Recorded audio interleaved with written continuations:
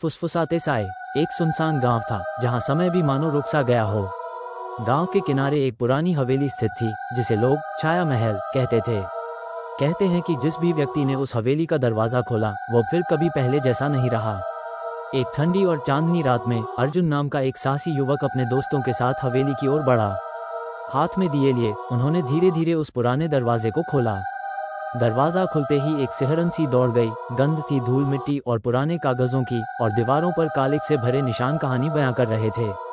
अंदर कदम रखते ही अचानक से एक धीमी सी फुसफुसाहट गूंज उठी, इधर से जाओ वरना साए तुम्हारा इंतजार कर रहे हैं। अर्जुन ने मुड़कर देखा पर वहां कोई नहीं था। उसके दोस्तों के चेहरे भी डर से पीले पड़ गए।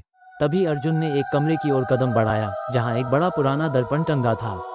जब उसने दर्पण में झांका तो उसे अपना प्रतिबिंब नहीं दिखाई दिया, बल्कि दर्पण में एक साया उसके पीछे खड़ा नजर आया, मानो कोई अजीब आत्मा उसका इंतजार कर रही हो। अर्जुन ने तुरंत अपने पीछे देखा पर वहां तो खाली दीवारें ही थीं।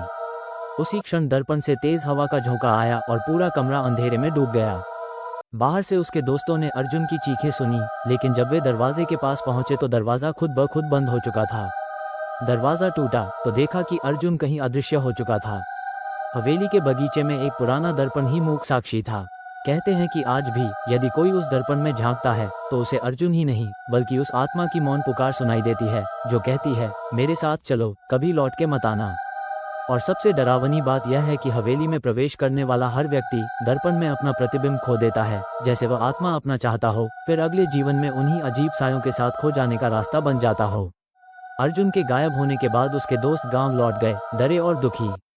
पूरे गांव में सन्नाटा छा गया। किसी को यकीन नहीं हो रहा था कि अर्जुन अब कभी नहीं लौटेगा। लेकिन अर्जुन की छोटी बहन अन्वी, जो तांत्रिक विद्या में दिलचस्पी रखती थी, मानने को तैयार नहीं थी। उसने गांव के बाहर रहने वाली एक बुजुर्ग औरत से संपर्क किया जिसे सब चंद्रवती दादी कहते थे। दादी ने चुपचाप कहा, अर्जुन अब परछाइयों की दुनिया में है, वहां से वापसी आसान नहीं, लेकिन नामुमकिन भी नहीं।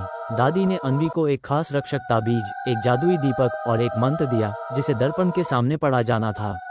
अगली अमावस्या की रात अन्वी अकेली हवेली में गई। सन्नाटा था पर उसकी आंखों में डर नहीं, भाई की उम्मीद थी। उसने दीपक जलाया और मंत्र पढ़ना शुरू किया।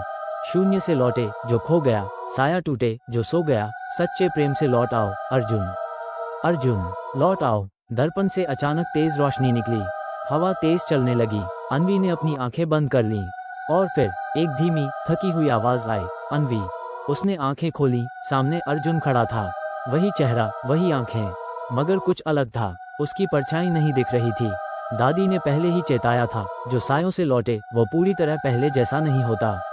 अर्जुन लौट आया था, लेकिन अब वह रात के अंधेरे से डरता था और हर दर्पण से दूर रहता था।